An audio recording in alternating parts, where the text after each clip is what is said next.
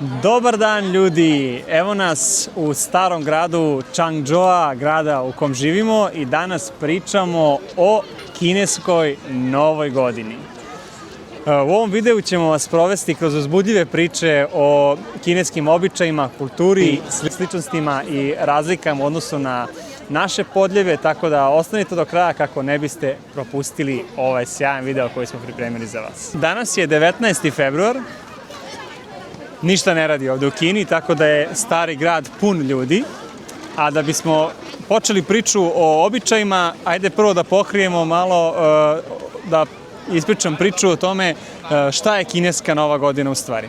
Kineska nova godina, ili kako je ovde zovu prolećni ili Spring Festival, je praznik koji se obeležava po lunarnom kalendaru, znači ne ni po gregorijanskom, ni po julijanskom, već po lunarnom kalendaru. Svaka godina je u znaku određene životinje, postoji naravno 12 životinja koje predstavljaju kineski horoskop i 2026. godina je u znaku konja. Naprimer, 2024. godina kada se naš Giša rodio je bila u znaku zmaja. Prolećni festival je praznik koji se ne obeležava samo jedan dan, kao što je, na primjer, kod nas Nova godina ili Božić koji se obeležava 2 dana, već je praznik koji se obeležava pa sigurno 10 dana, ako ne i duže. Kineska Nova godina, odnosno doček kineske Nove godine je bio 16. februara i traje sve do 20 i nekog, nisam siguran tačno kog, kada se proslavlja festival lampiona i time se završava proslava kineske Nove godine. S obzirom da većina Kineza ne radi, primećujete da je stari grad krcat, da su svi ljudi na ulicama, porodično šetaju, razgledaju, kupuju i uživaju u prazničnoj atmosferi. Kako smo mi proveli kinesku Novu godinu, odnosno kako smo je mi dočekali? U suštini, malo smo i zaboravili da se to veče čeka kineska Nova godina. Uveče smo izašli da malo prošetamo i da nahranimo mace i onda nas je zaglušujuća buka vatrometa i petardi podsjetila da se to veče čeka Nova godina. Zašto su petarde i vatrometi jako bitni u kineskoj kulturi i tradiciji ćemo obraditi i otkriti kasnije, pošto nemamo srodnike Kineze, niti neke dovoljno bliske prijatelje kako bismo sa njima slavili Novu godinu. Mi smo Novu godinu dočekali kod kuće u našem stanu. Sutradan smo naravno svima čestitali, poslali poruke, želje i čestitke i onda smo se zapitali kako su oni proslavili Novu godinu, pa su nam u svojim porukama objasnili i približili njihove običaje, kulturu i način dočekivanja i praznovanja kineske Nove godine. Hello! Uživamo u tradicionalnom specijalitetu iz Changzhoua, to je shrimp cake. Nakon što smo čestitali praznike i Novu godinu našim prijateljima, zapitali smo se kakvi su to običaji i koje to oni običaje praktikuju i primenjuju tokom praznika i svašta nešto smo saznali. Prva neka stvar koju mi moj prijatelj Šu ispričao jeste da 16. februara, odnosno pred doček Nove godine, tog jutra idu da se šišaju, zato što se ne šišaju narednih mesec dana. Nakon toga odlaze u kupovinu i kupuju neku novu odeću. Gišu malo čačkaju ovi Kinezi, pa gledam da ga neko ne ukrade. Hello. Nakon šišanja odlaze da kupe neku novu odeću, zato što vole da prvog dana u Novoj godini obuku nešto novo. Nakon toga odlaze u kupovinu namirnica za pripremu večere,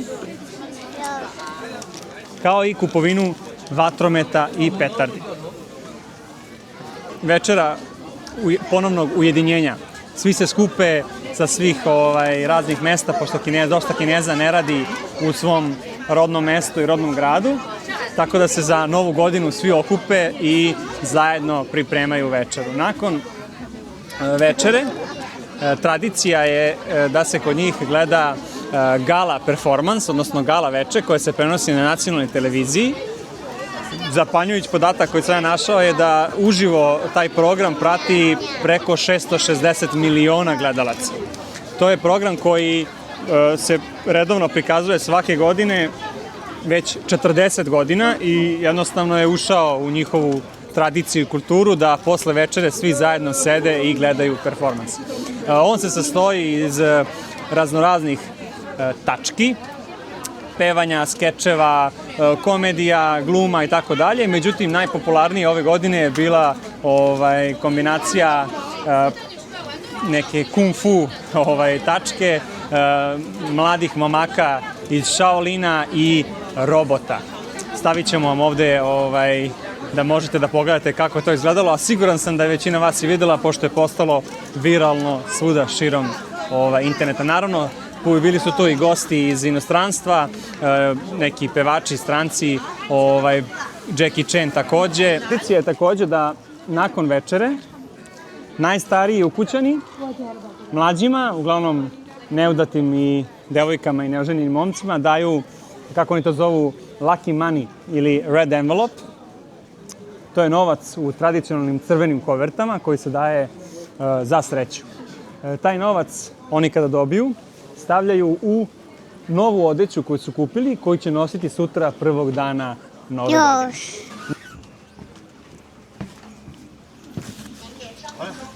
Hello. Zaboravio sam da pomenem da je na trpezi jako bitna stavka riba. Kinezi spremaju obavezno ribu za doček kineske nove godine. Postoji simbolika zašto je to tako, zato što se riba na kineskom kaže yu, a isto tako se i beričet, odnosno blagostanje, isto izgovara yu, samo je drugačiji kineski karakter. Često umeju da kažu i nien you you, što znači svake godine ima i sve više beričeta i prosperiteta. Takođe, nikada se ne pojede sve, uvek se ostavi nešto da ostane, kako verovanje je da to znači da uvek imaš više nego što ti je potrebno. Tako da, eto, to je jedna zanimljivost koja je meni ovako zapala za oko. Nakon večere gala predstave Kinezi vole da izađu napolje i da uživaju u petardama i vatrometru. Ta tradicija seže malo dalje u prošlost, jer se ranije verovalo da u vreme ovih praznika neki zlo čudovište dolazi da ih napadne. Tako da su se oni branili tako što su palili vatromet i petarde i plašili ga. Sada je to verovanje malo zastaralo i Kinezi jednostavno vole da uživaju u zvuku petardi i da gledaju vatromet. Prvog dana nove godine se ne čisti kuća, ništa se ne dira, jer je verovanje da se tako tera novac i dobra sreća koja dolazi novom godinom. Zato Kinezi rade veliko spremanje, čišćenje kuće dan, dva pre dočeka nove godine. Prvi dan ove godine takođe je jako bitan za njihovu praznik i za njihovu kulturu, jer odlaze kod ženine familije u goste. Tamo je interesantna stvar da zet ima počasno mesto i sedi u čelu stola. Nešto zanimljivo što kod nas, ja mislim da nije slučaj. Prvog dana nove godine Kinezi vole da nose, naravno, kao što sam rekao, nove stvari, ali i crvene stvari, jer u njihovoj verovanju crvena boja predstavlja boju sreće, ljubavi i blagodeti. Zato ćete videti mnoge Kineze da nose crvenu boju tokom nove godine, ali i taj lucky money, odnosno novac kojim stariji čašćavaju mlađe, se daje u crvenim kovertama, isto simbolišući beričet i blagostanje. Za doručak prvog dana nove godine često na meniju su dumplingsi. To je kuvano ili prženo testo, punjeno mesom, junetina, svinjetina, jagnjetina, povrće i tako dalje. To je kod njih na meniju zato što oblikom ih podsjeća na staro zlato. Evo, nabrajajući sve ove običaje i tradicije u kineskoj kulturi, nekako se često prožima taj berićet, zlato, novac i to zauzima ovako jako bitno mesto u njihovoj kulturi, verovatno zato što su dugo bili jako siromašni, mnogo njih je umrlo od gladi i onda ostalo im je to od ranije da stalno žele više, bolje sebe i za svoju porodicu. U narednim danima Kinezi nastavljaju da obilaze svoju najužu rodbinu i najstariji ukućani nastavljaju da časte svoje najmlađe crvenim kovertama, odnosno red envelopom, koje su puni novčanica od po 100 juana. Neretko će se vidjeti gužve ispred banaka gde Kinezi čekaju da preuzmu, odnosno podignu nove novčanice, jer veruju da izgužene novčanice u kovertama donose lošu sreću. Pošto Kineza, ima toliko koliko ih ima, nekada se i dogovore da se okupe svi u jednoj kući kako bi se izbeglo putovanje i prejedanje po raznim ručkovima, a nekad jednostavno putuju od kuće do kuće, od porodice do porodice, sede, uživaju, jedu i nagrađuju se crvenim kovertama.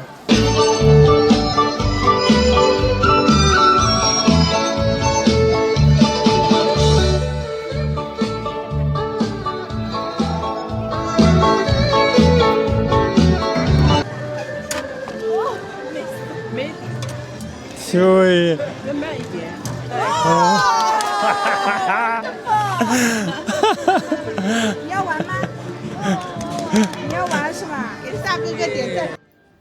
...2026. je godina vatrenog konja. Konj je 7. životinja u kineskom horoskopu i simbolizuje energiju, slobodu, putovanja i uspeh u poslu. Ljudi rođeni u godini konja smatraju se veselim, nezavisnim, društvenim, ali znaju da budu i tvrdoglavi. Za jedan pečat nešto se dobije. A da i ovaj dobije isto jedan pečat. Viš nešto, horse, all is well. Sve je dobro. Good luck. Puno sreće. Isto šta smo primetili i šta je jako bitno u kineskoj kulturi, to je da oni ne kite jelku, nego na ulazna vrata i na prozore lepe crvene papire na kojima su napisani kineski karakteri koji simbolizuju sreću, ljubav, novac, blagostanje i prosperitet. Takođe, ono što je kod nas rasprostranjeno, naravno prvog dana nove godine se šalju svima poruke, čestitke, oni isto vole da šalju raznorazne slike sa porukama, mimove, stikere, toliko je to rasprostranjeno kod njih, isto kao i kod nas. Ajmo Nišo.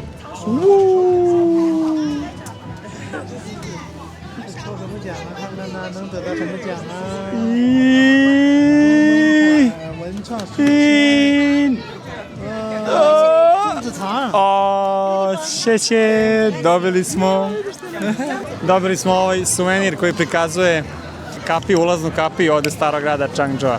请问你是哪个国家的？Serbia。我英文不是。Serbia。哦，我听不出来，看不出来。塞尔维亚，塞尔维亚，塞尔维亚跟我们是好朋友啊。耶，是的，好朋友。总统那个疫情的时候，总统亲自到飞机场去接机啊。总统是的，是吧？专门到那个机场去接机啊，对不对啊？是的。是过来旅游的吗？还是就在这边工作啊？哦，就在这边工作啊？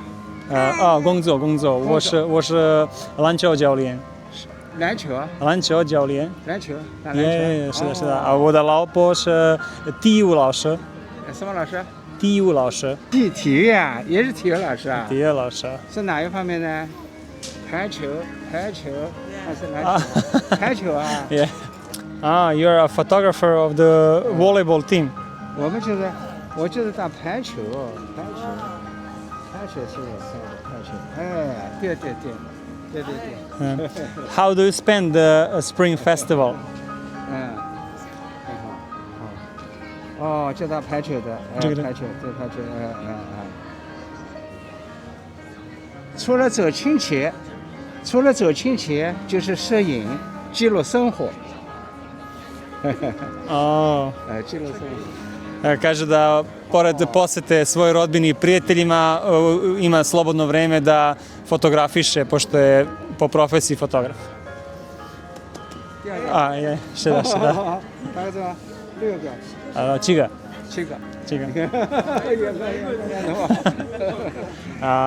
他他是男孩是女孩18个月。 18个月。哦，他懂事的。啊，看了我，哎，看了我。我很高兴认识你。我也很高兴。塞尔维亚是吧？塞尔维亚。哎，好像总统是什么旗嘛？切什么旗？总统。啊，塞尔维亚的总统，那跟我们很友好的呀，是吧？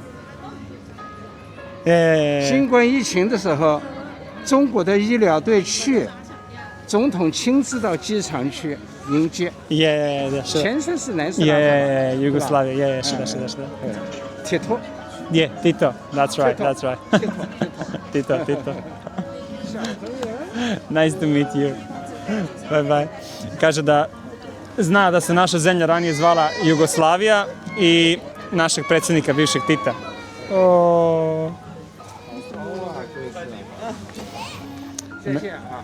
不客气。拜拜。新年快乐。Hello. Jako prijetan susret sa gospodinom. Lepo smo se ispričali i tako to izgleda kada on ne priča engleski, mi ne pričamo kineski, pa se eto sporazumevamo putem prevodioca. Dragi naši gledalci, došli smo do kraja ovog našeg videa. Nadam se da smo uspeli da vam približimo malo kinesku kulturu, kineski običaj, način kako oni proslavljaju svoju novu godinu. Pišite nam u komentarima šta vam je bilo zanimljivo, da li vi vidite neku simboliku i povezanost sa našim praznicima i vidimo se u nekom od narednih videa. Pozdrav!